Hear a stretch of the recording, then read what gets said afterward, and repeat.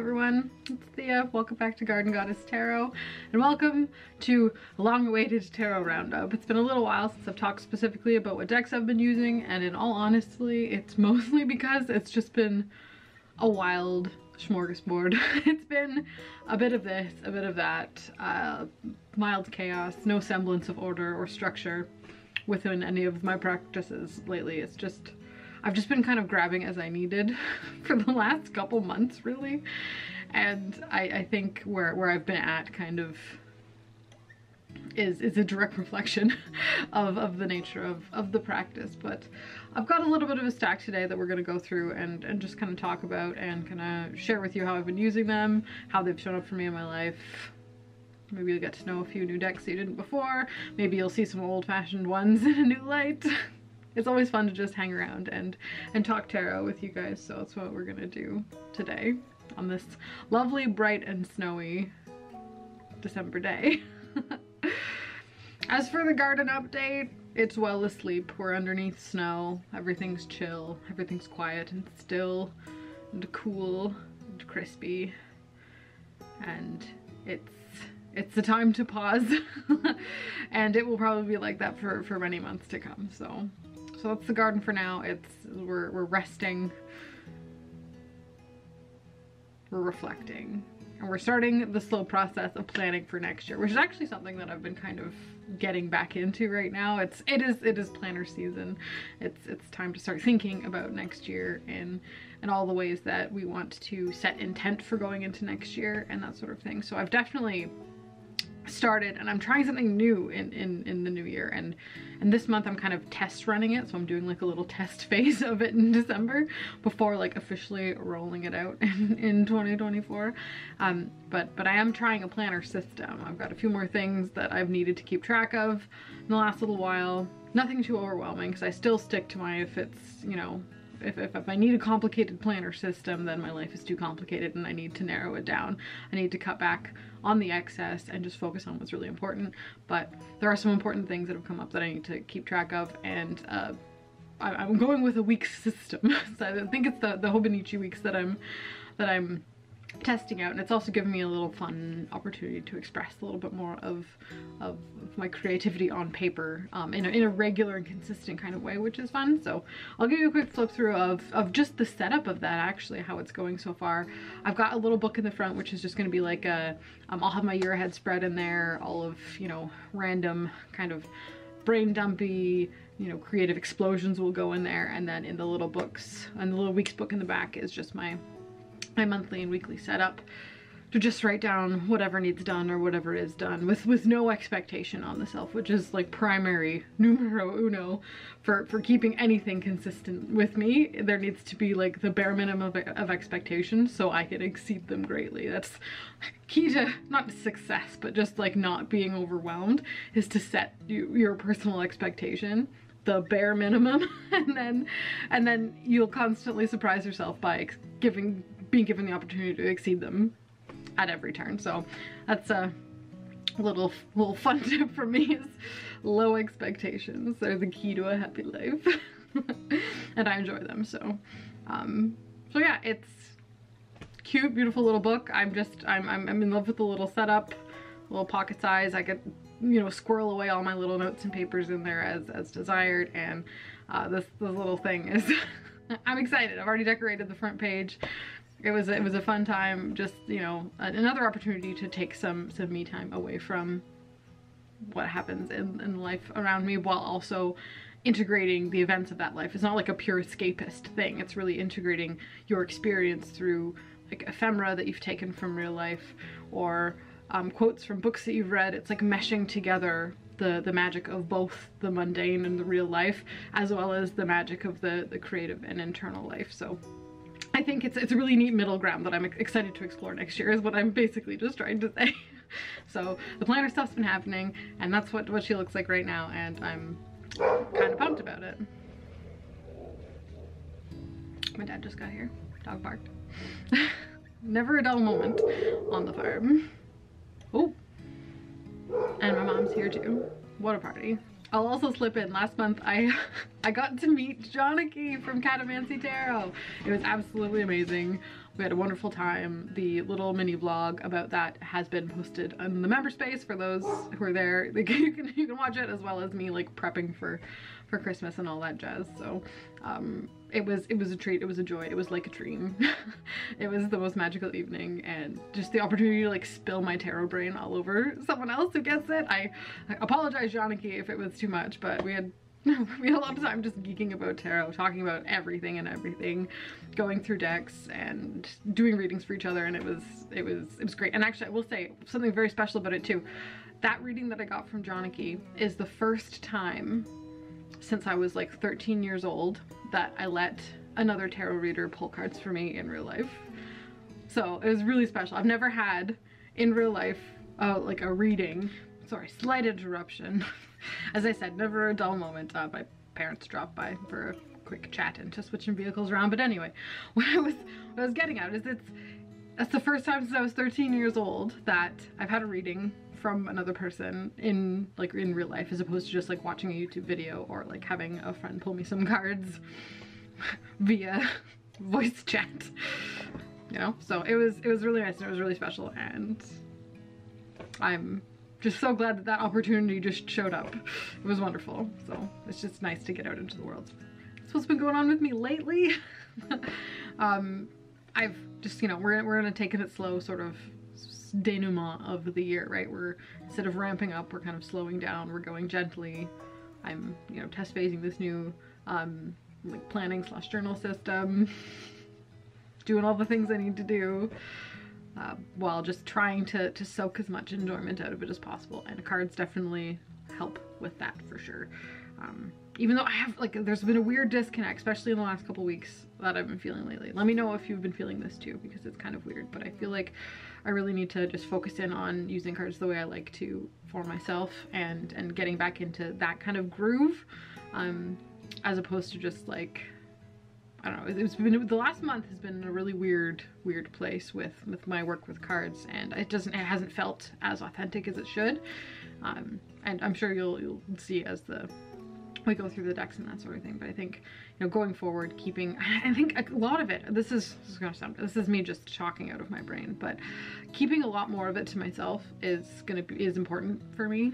And I'm really feeling that right now. Sometimes I'm like, no, I want to share with everybody, like everybody needs to know this, but other times it's really a stepping back, hunkering down, keeping a lot more of my work with cards and the things that I do, keeping those little bits a little bit more behind a thin layer of something, right? Just to, I don't know, it's a weird experience.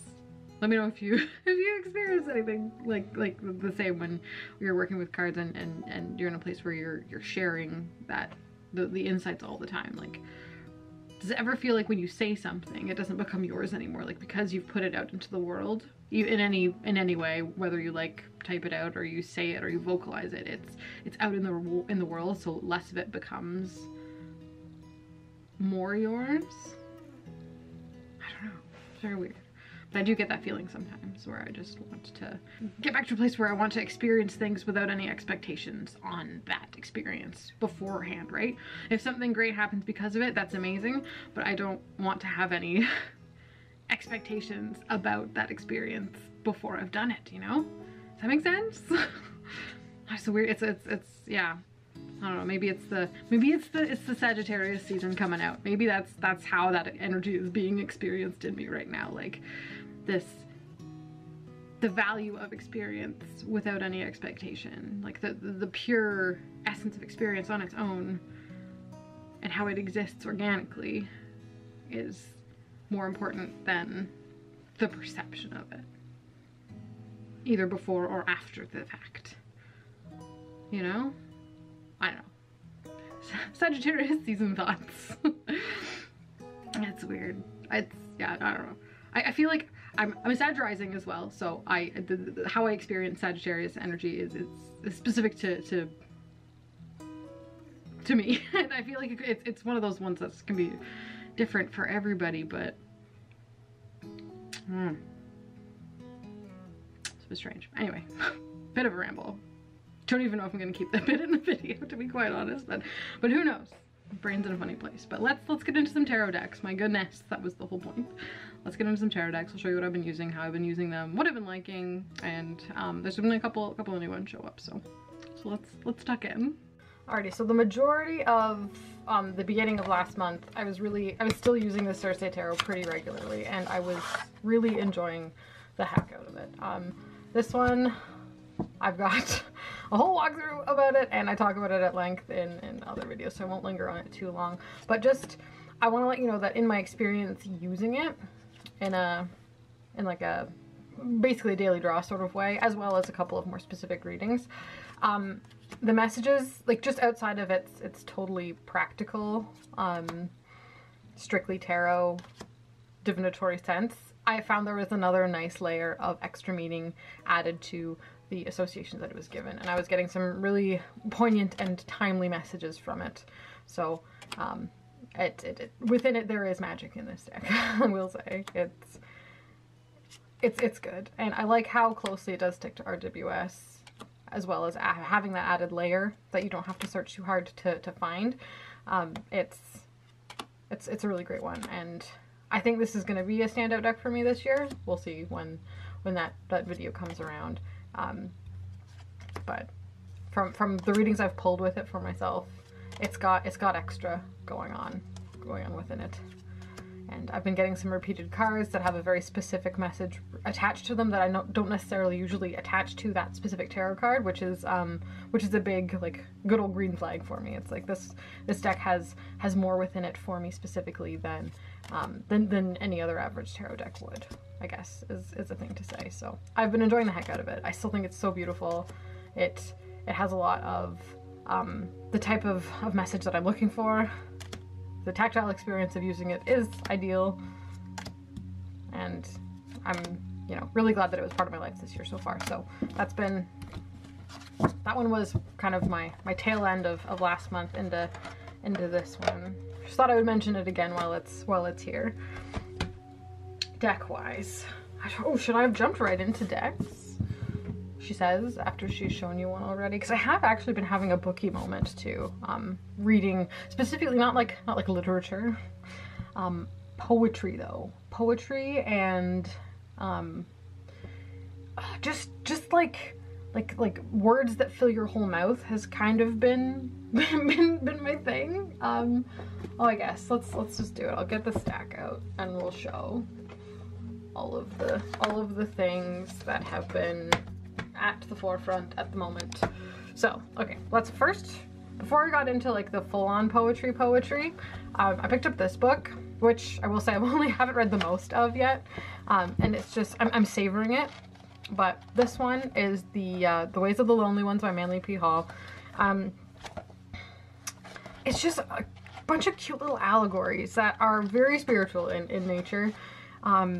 But they're just, little reflections, little vignettes of life and kind of the mystical experience. So from what I've read of this so far, I have enjoyed. And it's just a little guy.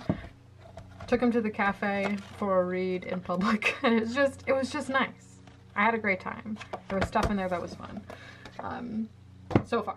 Don't quote me, I haven't read the whole thing yet. And I've been actually wanting for ages the Secret Teachings of All Ages by Manly P. Hall.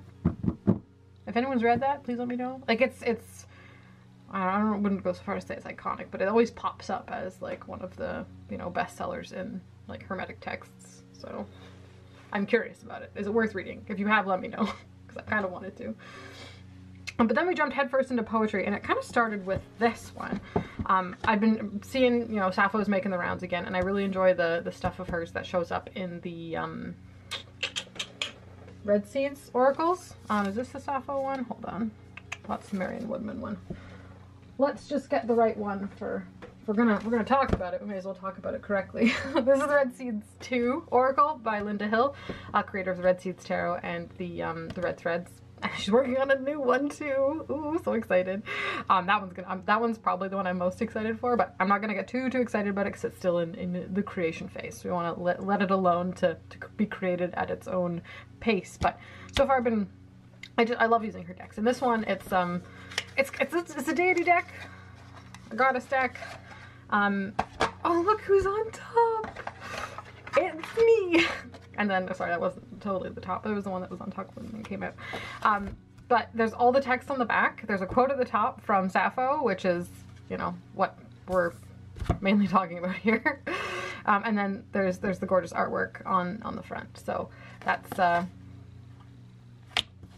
it's a great deck to work with. I've really enjoyed it. It's great on its own, or just, you know, in accompanying with tarot. It's a very specific art style, but it's beautiful. It's, oh, I pulled that one recently too. That was good.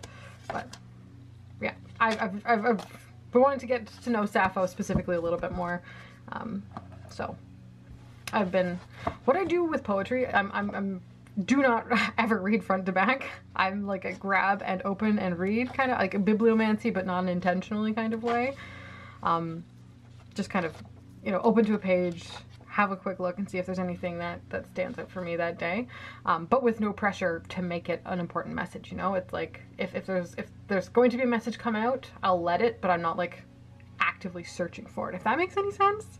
Does that make any sense? But yeah, I've been, you know, pulling a little bit, reading a little bit, kind of sitting in it, feeling it, kind of tasting the ancient words and using them as like a little portal to the past, a little time machine, through the threads of shared humanity, you know, just regular poetry stuff. So I've been reading those and having a lovely time. So that's kind of, that started there. And then where did we go? Then I had some, Dylan Thomas has been making the rounds. I know Candy really likes Dylan Thomas as well, so I'd not heard much of him, and I wanted to see, so I picked up this one from the used bookstore, the collected poems of Dylan Thomas, and I love the naturalism that he kind of, his words really, they, what's the word? They're spatial. They put you, transportive to a specific place. You can feel the setting that you're in. It's very sensory. His words are sensory. So it's very, it takes you to a specific time and place, specifically place and atmosphere, and then kind of lets your body fill up with emotion within that setting in the scene that he's kind of set. So far is good. I haven't read the most of them. I haven't, like I said, same kind of thing. I'll open to a page, I'll read a poem, and I'll see how that sits with me, as opposed to like reading front to back. I know that's kind of chaos. A very chaotic, neutral way of reading poems, but it's how I go about it. But it's very different from like the poetry that I always enjoyed when I was a young buck, a spry youth. Was always a lot more moody. Like, I read a lot of Edgar Allan Poe, Charles Baudelaire, Richard Brooke, not so much. He was just hot, so. Actually, I'll show you how hot he was. I think I've got his book right here. Oh man, so many tarot decks. Yeah, this is this old one right here. Look at this. Look at this old bound, The Complete Poems of Brooke. Rupert Brooke, not Richard Brooke. Oh my gosh. Liar, there he is. Look at it. Like, what a cutie. A little soft, kind of Christian Bale vibe about him there, but adorable. I think he was also known as the handsomest man in London at some point. So anyway, I have, and his like this, what is this book made? I need to know, because this is old paper. This is another used bookstore find. This is from 1945. These pages, but yeah, I do love some poetry. So, oh, just the way it smells. Oh, this book smells of history. It's that like sweet papery smell. Sorry, I'm gonna sniff it some more. Yeah, it's like a sweet, dry crispiness that's like a wee bit warm at the same time. Anyway, poems, right? So, Rupert Brooke is one that I've always enjoyed. And Charles Baudelaire, Edgar Allan Poe, William Blake, who else did I read a lot of when I was a youth? And then, you know, listening to emo music is poetry, is it not? But anyway, so this is a bit different for me, but I do love the immersive, scenic harshness of it. So far so good. I don't have like a great review of Dylan Thomas, because I know very little, very few, but I'm giving it a go right now, as my poetry experience is kind of expanding in on itself, and I've been liking it. After that, what did I grab? Oh, I've always, I like Jared K. Anderson as a modern kind of, very witchy, very like, what's the word? Like organic, ecological poetry. Basically, it's in the world. It's now. This is modern. This is recent. This book was 2022, so just last year. Book of poetry, and honestly I love his posts on Instagram so much. Some of those words, they resonate hard. There's a universal experience about them when it comes to putting you. It incorporates you into the web of life and the physical universe really well. It's a little bit of, I don't know. It's reminding you you're a part of. I don't want to say the system because that's not right. It's at the end, everything is interconnectedness. You know, everything about you, not just your physical self, but your internal self and your, you know, spiritual self. All those parts of you that you get to experience are all they're not different from what goes on around you. And these poems, I find, have a way of just reminding you of that, and it feels in a really comforting way, not in an existential dread kind of way, which is nice. So they're soft and gentle and beautiful, but also they don't lack the harshness of the reality of nature. So they're beautiful. I enjoy Jared K. Anderson's stuff. His other one, oh gosh, what is it called? I had it for a year or so now. I can never remember the name of the book. Field Guide to the Haunted Forest. That's the other one. Sorry, pulling it off the shelf. That one's good too. But yeah, they're just cute little guys. This one's a little bit thicker, but it doesn't matter. The shortest poems can carry the most meaning, can have the most impactful words that, you know, send you places, right? They get stuff done. So I love them. So that's been happening.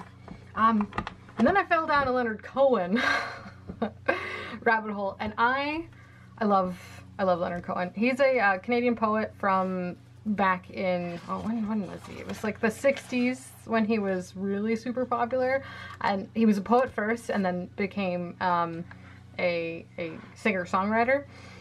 And his music is wonderful. When I was in the midst of my tape hyperfixation, one of the first ones that I've been very intentional about picking cassettes to listen to. I use cassettes and the music chosen for them in a very intentional and specific way. So I knew I needed some Leonard Cohen. So I've got these ones. This is a really quite good one. And then future. But I never tasted his poetry before, specifically, like outside of lyrics to the songs that I've basically grown up with. So I picked up the Book of Longing, and this is a more recent book of poetry compilation. When was this one? 2006. Yeah. He died 2016, was that correct? I was in school. I remember when he died because this is going to be a very long and tangenty video. I will leave a timestamp for when I start talking about tarot a little bit more. But this is important. It all ties together. This all ties together. It makes sense. It makes sense. But when I was in university at a very it was like the green hippie university I kind of went to. Very liberal, very left.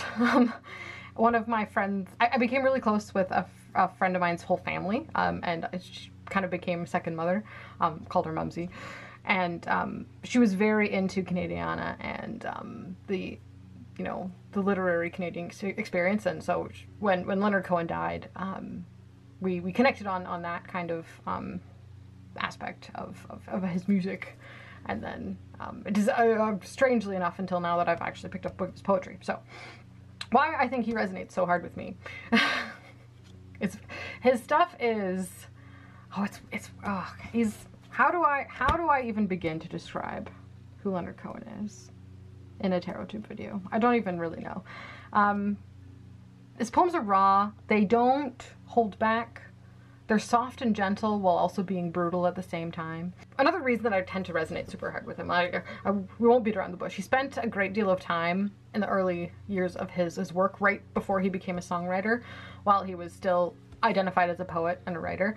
He went to live in Greece, on Idra. I've been to Idra. Amazing place. Obsessed with it, actually. It's gorgeous. It was one of those kind of Greek islands that wasn't too far away from Athens, but it was, a bit of a world apart. There was no cars there. Everything was moved up, up the hills on mules.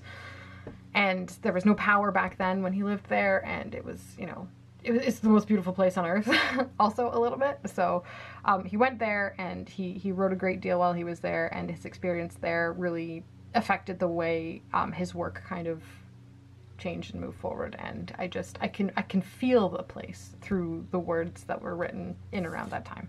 So it's very important to me for that reason also. And the experience of relationships that he had while there, and just, as I said, there's something magical about that place, and it really carries through in all of, it creeps into my life in different weird facets that pop up all the time. So there's this guy from Montreal, and he was in London for a while, which is also a very important city and place in my personal story also. And then spending that time in Greece as well. It's like a weird mirror, and in a way that's kind of, I don't know, it means a lot to me, is what I'm trying to spit out on very, not coherently. But anyway, so this book, The Book of Longing, is filled with very, and look, okay, so it was a used book. So when I picked it up, this page was folded. Look at this. Is this not the most magic thing you've ever seen? It was folded to this page about Shirley, a poem about Shirley, and the word that was touched by the point of the page, what does it say? It says Greece. I was the glass baseball of ancient Greece, the soaring stones of my mother's mouth surely understood my straw and my lipstick, the lacquered soda of ambition, and the splash of mind, it all goes by. I don't know, that was just like a little sign that I was like, this is, you're on the right path.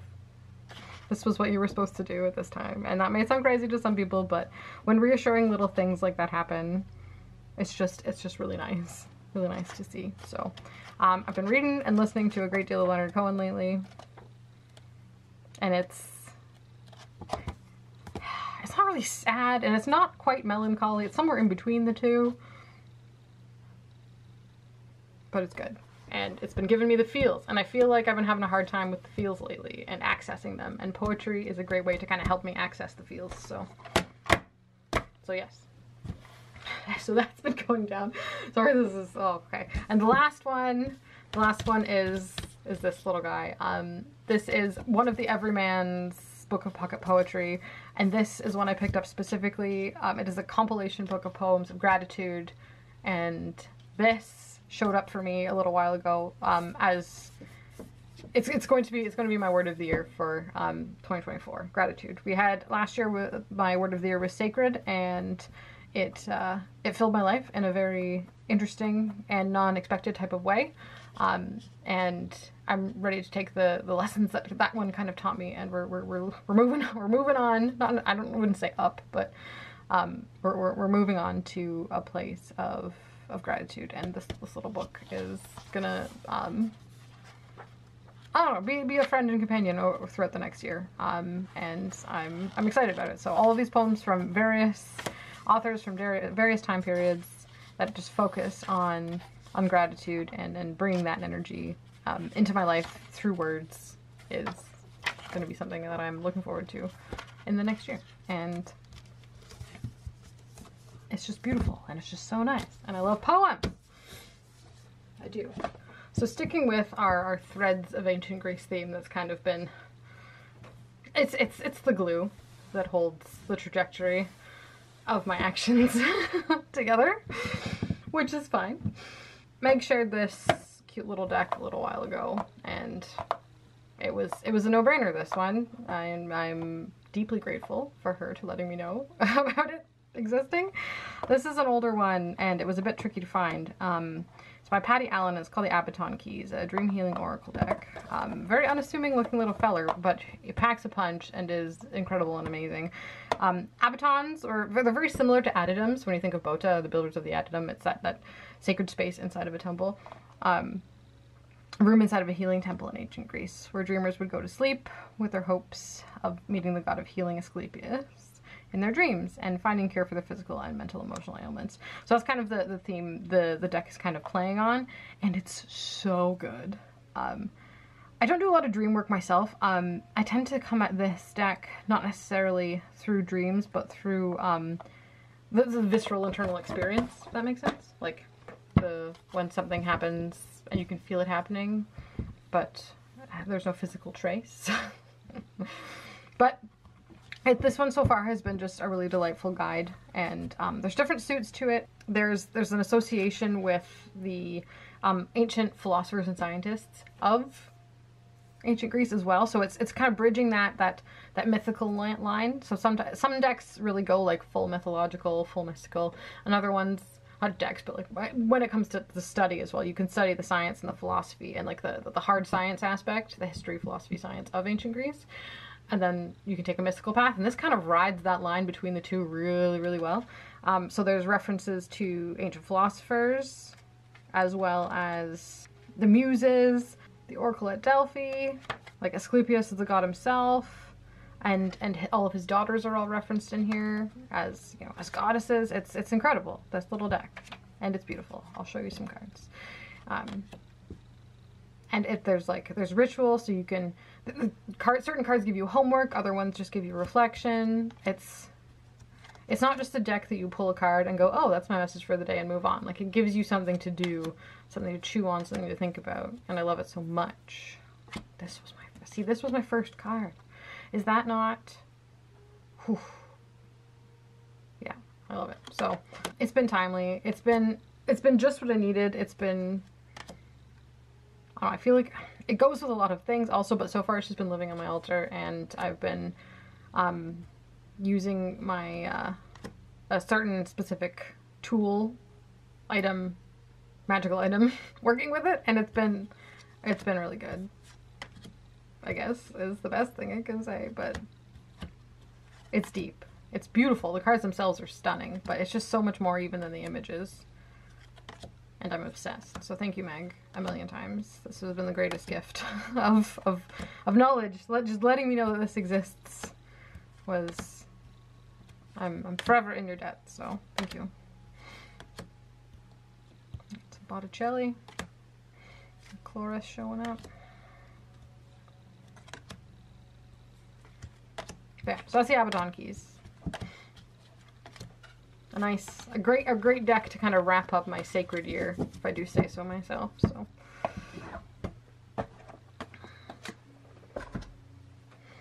enjoying that. Another one that kind of is in the same realm of that is this guy, Sasha from the Sasha Show, or Artsy Girls We Like on Instagram now.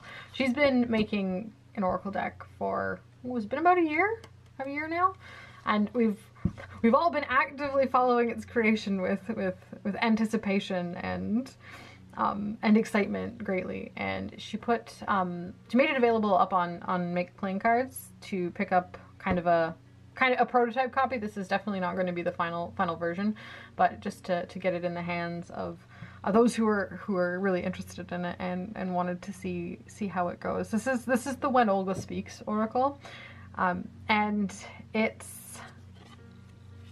a hand-cut collage deck that she's created using old magazines that she picked up at bodegas in New York. Specifically, you know, finding these vintage magazines. They're all, you know, 70s and earlier, I believe, that she hand cut, and then worked with many channeled lines of creativity, created this deck, you know, in memoriam, as well as with the spirit of her grandmother, Olga. And all of these on the back are specific tools from her own ancestral altar, which is so magical and so special. The cards are just like this one. Oof, they make you feel some type of way. And getting the deck in my hands, I will say it feels different in hand than it looks when you're viewing it online. It's really a really like weird, totally out there experience going through it. So I can't wait to get a hold of the guidebook once the final copy goes up. So far this one doesn't have a guidebook. It was just up on NPC for a brief time. It's not up right now, but another Kickstarter is going to be run for it in a few months. I'll keep you updated. I'll let you know how the progress of it has gone. But there is another Kickstarter coming, and the cards are going to be even more beautiful than they already are. But it's one of those ones that feels different in hand than it definitely looks, and it's one you have to kind of experience. And I've been exploring it. When I first went through it, I was a little trepidatious. I love this card. This is Meteora in the background. I've been there. Oh my gosh, so great. there's little nuggets and Easter eggs throughout it. It's pretty stunning. Yeah. But the chosen keywords, the archetypes, are all kind of classified in their own little archetypal family. She went through various avenues to co-create and research the making of tarot decks through the people who participate and interact on TarotTube. So it's a really special deck in that it's really it's her brainchild, but it's also, you know, co-created with the people within the community, and it's really quite incredible. Like, visually, it's stunning and beautiful. And it really stands on its own. It's really great to just be able to pull a card or three. Like, it weaves together really nicely to give a deep and, I don't want to say solid, because it doesn't feel solid. It feels important. It feels, it's weighty and poignant, and it has the potential to impact you in a really profound way once you get to know it. And I think right now I'm still in the getting to know it phase, and I think that connection between me and this deck is only going to get deeper once I get my little eyeballs into the guidebook and get a little bit more from the intention that she put in while she was creating it. But I really like having this experience with it without, to kind of feel my way through the deck in a totally emotional kind of way. As I said, it's not what I expected. It's certain cards and me have a hard time communicating, just because of my lived experience versus the experience in the cards. This one, not so much. This one's great. I love this so much. Oh my gosh, this one. Ooh, it's so good. But a lot of the more urban cards I have a hard time connecting with, because that seems really foreign to me. I'll point them out if any come up, but I don't know, there's so much magic in these cards. There really is. And that one. It's literally me. Wow. But it's great. So when Olga speaks, yeah, there's one. That one, and for me, the message for this one is going to be very different than someone who, you know, grew up in a different place than me, for sure. You know, every deck that you interact with is going to hit different based on where your life experience is taking you through up until this point, right? That's the same with any deck. So I'm just saying, for me, for this one, it's incredible, but it's definitely, it's kind of challenging the way I feel about certain experiences, I guess.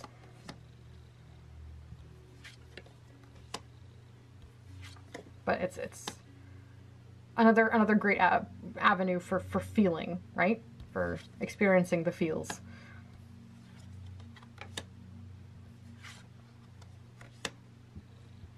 So good.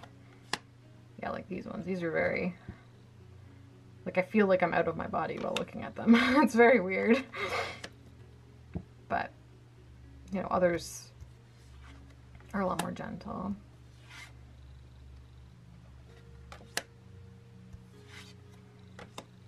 So, I guess we're going through the whole deck. Yeah, this is the When Olga Speaks Oracle by Sasha from Artsy Girls Be Like on Instagram. I'll link her down below if you want to keep in touch with the progress of the deck as it makes its way from the ephemeral into the real. But it's a beaut. So that's one that I've been enjoying. I've been pairing it with Stretch Tarot, and that's been going really well so far. I was wondering if it was gonna, it's one that's kind of tricky. It's easy to pair and it's tricky to pair at the same time. It's very strange in that regard. I'll just show you a couple, but I think these two go quite well, and been liking what's come out. It's a little bit different because this is like, the Stretch Tarot goes a bit further back in time, where this kind of keeps itself to that like 60s, 70s vintage era, the Stretch Tarot goes further with its collage material, but they're both kind of vintagey collage decks, and I think they do go.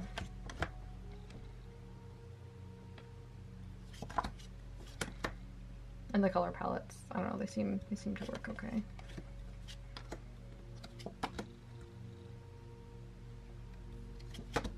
So, maybe I did shuffle reversals into this one. Oops.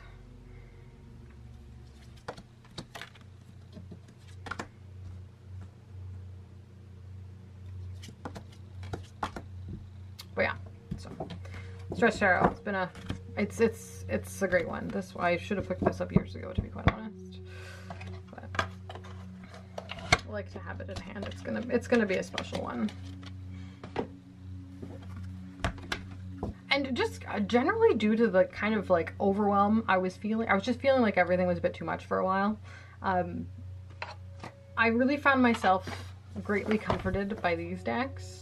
These are the Lila and Olive decks, the Ophidia Rosa Tarot and the Pythia Botanica Oracle. I think mostly what I love about these, I'm not sure the creator would love how I've been using them, but I kind of almost picture them, not so much the Pythia Botanica, because there is a plant. There's plant energy on these, which is great. I do like some plant, and I think in this context with a keyword and then the little write-up in the book, it's useful for me, and the associations are pretty good. But it's kind of, this deck's a little batshit, is I guess the best way I can say it, because the imagery on the cards really has nothing, like, not nothing, but like it's the meaning of the tarot is not encapsulated in the image super well, and the meaning in the little pamphlet of the cards is like a cryptic little poetic message. So it's almost like it's an oracle deck, but it's also like it's a tarot. So the way I've been reading it is when I pull, let's have a look, see. Let's do this. I've got the 2 tarot and then the 1 oracle in the middle. I have both Pythia Botanica. There's a version 1 and a version 2. I've got both, but I've just been using the 1 because honestly, it's closer. And choosing between them, they're both so similar. This is something that kind of, it's not a hard time with, but when a deck is great and then a second version of it comes out, but they're separate decks, it really, it almost like tarnishes the experience of using the deck, because it like makes you make a choice between something. So if there's only ever one of these, it would be easy. But then now that there's 2 and they're not the same deck, it's not like it was an expansion that you add in, because they've got different backs. And they come in like these fancy boxes and all that jazz. I don't know, and it's separate books, so like if you pull a card, you got to figure out what deck it was from to find the meaning in the book. It's convoluted and complicated. It would have been fine if they stuck to just 1, but because there's 2, that extra step of having to choose between them, kind of, I don't enjoy that step of the process, is kind of what I'm saying, which is very, very strange. But anyway, it's just something I've noticed, something I've observed for myself as I'm working with these decks. It's like I always just pick the first one, because the second one is, I don't know, I almost feel like it's not the first, so why would I pick it instead of the first one? I don't know, it's weird. It's a weird thing to have to navigate in my brain, but anywho, these cards. So how I read these, so the 4 of Wands here, like kind of, but it's also really just kind of a general imagery of florals. Is that the Page of Wands? I don't really know. 2 of Swords, yeah, there's 2 here. We've got Thorns and the Roses a little bit. Like it's almost a stretch. It's almost like I feel like I'm reading too much into it to find the tarot card meaning in the image. So instead of thinking about the image at all, I read them like a blank card with the tarot on it. And then if there's any influence from the image at all, I will use it in the meaning for myself, but I don't rely on it as part of the message at all. So like for me, this wonderful cute little deck with its book of very condensed, truncated card meanings, I really just read as tarot without the context of imagery at all. So like I'm influenced as much, like a little bit, as much as you can be, by just kind of glancing over it. But ultimately this is just, it's the 2 of Swords. This is the 10 of Swords, and that's, you know, with Begin Forever. Look at that. The nasturtium. Yum yum. That's judgment. That's the moon. The majors have a little bit more. Like we've got a bell there, bit of a call noise. There's a bit of belladonna on the card as well, which it doesn't say on the pamphlet, but you just have to know. And those look like black-eyed Susies on the moon card, which is a very interesting thing because they're more of a sun plant, but it's, you know, then that's the Knight of Swords. Like there's a little bit there, but mostly for me when I look at this, I just see this vision of the Knight of Swords that I feel in my body out of the context of any imagery, right? So like, and this is the devil.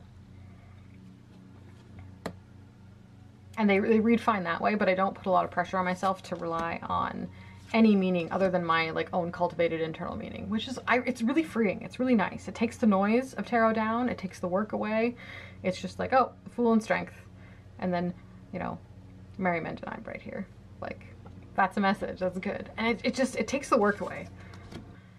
And like, if I was being really obsessive about it, I could sit here and nitpick and like try and really figure out how this imagery lines up with my personal internal meaning of the tarot card it's trying to represent, or it is representing. But at the same time, there is a blissful freedom in just letting go of that. And then, you know, if they do line up with how I experience tarot, then great, and you can use that as part, like work that into the reading. But instead of overanalyzing, it's just like letting that be the Ace of Swords, and then my internal, like how I experience the Ace of Swords outside of the context of cards really shines through. And it's almost like with this deck, it lets me experience my tarot, the way tarot expresses itself to me in my life, really clearly, which is so funny. I don't know. And by funny, I just mean like, not funny haha, but like funny, curious, you know? I don't know. Let me know if you have any decks like that. I'd be very curious if you've got decks that you just kind of, it doesn't matter what's on the card. That's just, you know, that's just the Five of Cups. And then the meaning to you is how you feel the Five of Cups in your body when you look at that card, as opposed to trying to figure out what the image is trying to tell you. But they're also beautiful, you know? So anyway, I've just been really liking that to kind of take the overwhelm of overly analytical tarot kind of out of my brain and just being like, you know, tarot as oracle. And sometimes I'll go to the little book. Where'd it go? Here it is. And I'll read the sentence here. So the Page of Swords. It's a Page of Swords say, all wisdom is here, ready to burn, but a question remains. There's something to learn. And like, and that's one of the more detailed ones. So like sometimes I'll read that as a little oracle message to kind of focus the message of what's come up, but a lot of the time I'm just like, oh no, that's Page of Swords. And it's uncomplicated, it's straightforward, and there's not a lot of, you know, nitpicking and reading into the imagery. It's just the energy. And this deck works really well for that, and I just like it. It takes the pressure off the intellectual side of my brain. It gives the air element a break, you know? It fits more into the intuitive, more into the watery, more into the feeling of it all, which has kind of been the focus now that I'm talking about all of these decks and things I've been up to the last month. It's been like trying to find my feeling again. So this deck's been really helping with that. So anyway, that is a ramble about the Ophidia Rosa Tarot and the Pythia Botanica Oracle. Oh, I wanted to show you also, because I'm feeling generous, after I had my spiel about keeping my readings to myself, I just wanted to kind of show you my reading for today, because it was out. Here it is. So this little 3 spread of cards are my cards for today. Ace of Pentacles, Artemisia, also known as Mugwort. The Artemisia vulgaris, mind you, that may not be the Artemisia vulgaris, that might be a different variety of it, plant-wise, but I'm considering it mugwort for the purpose of the reading. And then we've got the Six of Swords here. So I pulled that first, and I pulled it out, and the little blurb in the book on this one talks about the moment that when you're drawing a bow back, right before you release the string of the bow before you shoot an arrow, that moment in between, like you've decided to pull, you've pulled back, you've done the action, the tension is there, like the energy, it's taut, it's the spring is sprung, right? You need to just release and like focus on the target at this point. So that was really clear about the message of that one. And with Mugwort and Artemisia being a plant about divination and intuition and tapping into that which we know, very, high priestessy, inner knowing, and using that knowledge in a useful way. So that's there as the central focus of the reading. And then on either side, the one I uncovered first in this case was the Six of Swords, and that felt really strong for me. So basically what I'm releasing towards in this case is the Six of Swords energy, which for me speaks volumes. And then what I'm coming from, or what I was focusing on before I pulled the bow back in this case, and I flipped over this one, and it was Ace of Pentacles. So again, speaks volumes. Like this, it forms a really cohesive reading and a strong sentence in and of its own. And I was really excited about the cards that came up there. So they felt timely, they felt important, and they felt applicable to me right now in a strong, comforting, flowery sort of way, because I do love my plants. It's a very interesting strawberry flower as well. I guess so. The leaves are a little bit weird shaped, and just like the way, but I can see it. It is flowers. The book on this one says something about the moon, which I wasn't incorporating. I don't think I even read the Six of Swords from the book on that one. I just took what I know from the meaning and how it related to this oracle card, and it meshed together really nicely. So I really liked that, and I wanted to share. Thanks for listening. Alrighty. Oh, maybe I'll just do a quick, I don't want to end on this because I don't know. It's coming up on Yule season, so I pulled out my Seasons of the Witch Oracle. It actually, I don't even think I covered it in the deck storage video, because it lives with my Christmas decorations and my Yule decorations in a box in the cupboard, because it only comes out when, the house is decorated, so I completely forgot I had it. But it always comes out in December, so I thought I would share with you that I've started to work with it. Mind you, it's the 6th today, so I only pulled 6 cards with it. But I pull one a day, as a little reflection, and it's nice. It's not, I don't stake a lot of personal weight on the cards that come up. They're just kind of like a vibe. They're like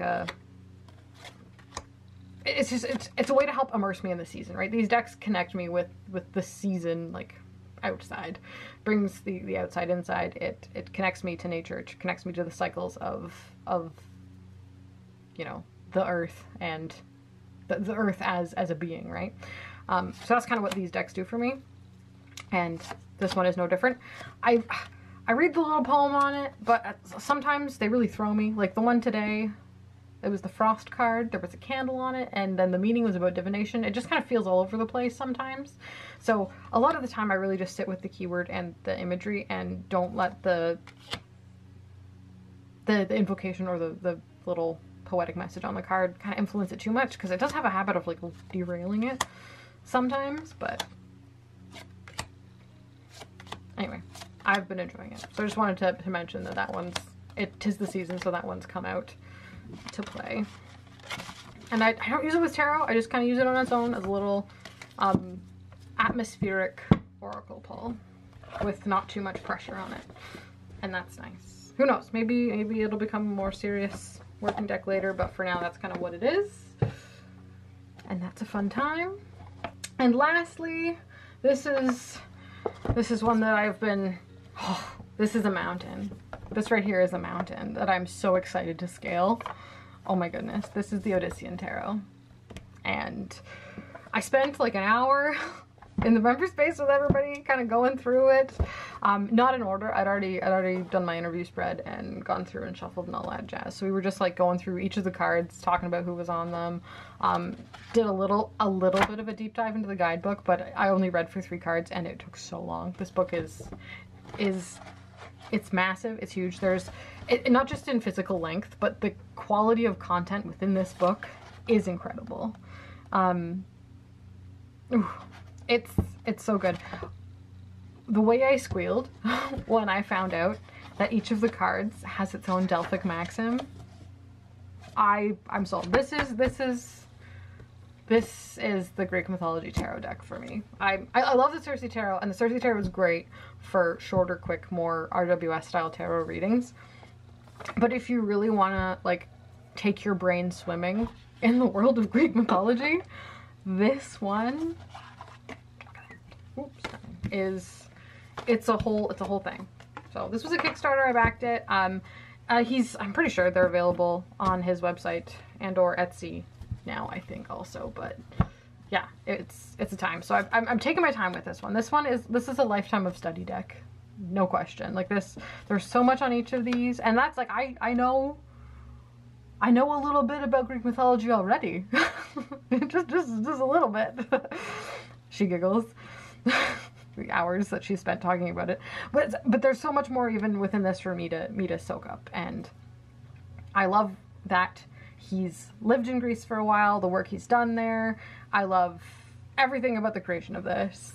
The art's stunning, the depth of knowledge and the insights that you can get from applying these myths to the tarot like he's done is amazing. So I'm not going to talk about this too long, because as it's been demonstrated, I can talk about it for hours already. But it's one of those ones that I can't pull a huge spread with this, because it's like a 1 or 2 card dealie. Like if I pull more than 2 cards, I'm busy for an hour, like reading and like making notes and, you know, feeling my way through the lore and the myth and the symbols and the associations and all of my knowledge on everything I know surrounding the mystical meaning of all of these figures within time and space, and then trying to figure out how that applies to my life right now and how it shows up for me and how that message is important. It's just, there's so much here. So much. So like contrast this to the Pythia Botanica, which is just like a quick, really, it's I guess surface level, but it's maybe just under the surface level. It's taking, you know, my emotional experience with tarot, the way I intuit tarot. It's a very intuitive deck, right? How I feel and experience those cards already in my life. The tarot as I understand it, versus this is a completely foreign object to me. Even though I know Greek mythology, with this one, I guess it's not that I can't. I could just read that as Ace of Cups, but at the same time, I know it's Aphrodite and I want to dive in. I want to know everything about this card. And that's just how I experience this deck. And it's so gorgeous. It's amazing. It's incredible. It's stunning. It's full of emotion. It's full of anguish. It's full of power and beauty and wisdom. And I love it so much. And thank you, Chris Leach, for making it and letting it show up for me in my life, because it's perfect. You did such a good job. And I've joked like 3 times already, but I'll joke again. There's a reason I didn't make a Greek mythology tarot deck, because I knew in my bones that something like this was going to come out, and it was going to be way better than anything I could ever make. And I was not wrong. So, love it to pieces. It's a gem. And it's a mountain. Oh, my boy. It's a mountain that I am so excited to get to climb. And there's no end date. There's not like, oh, I'm going to study this for a year. Like, this is going to be with me forever. This is the kind of thing I'm going to come back to time and time again. Whether I just do a couple cards at a time or spend months at a time with it, either could happen. But it's something that, it's timeless. It really is. Look who it is on our Temperance card. Amazing. So good. Anywho, yes, that's the Odyssean Tarot by Chris Leach of Welkin Press. An amazing object to behold that contains multitudes. So, alright, I think, oh, look at that. You probably can't see because of the focus, but it says a Hermetic Odyssey. Love it so much. Okay. So that's the Odyssean Tarot. Amazing. It's like I'm not cool enough for it. So there you have it, guys. That's what I've been up to. Decks I've been using. Deep dives. I've been deep diving. Poetry that's been floating my boat. All the stuff. I always think I never have anything to talk about, and then I talk for hours. Remind me that I have things to say sometimes. I just feel so unimportant sometimes. Like, I am just this small grain of sand on a beach that's miles long. And who am I? But at the same time, if everybody thought like that, then there would be no beach. So, anyway. Thank you so much for being here. I really appreciate it with my whole heart. I hope you guys have the best December. Remember to take it easy, take it slow, look after yourself. Do not, in trying to make everybody else's life better this season, don't forget about yourself. Make sure that you are experiencing the love that you need from you too. Just want to say that. I felt like I need to say that. If not for you, but also for me. But seriously, thanks so much for being here. Looking forward to the wrap-up videos this year, talking about which tarot decks came out on top. That one's coming up soon. So anywho, I hope you're well. I'll see all you fine folk in my next video.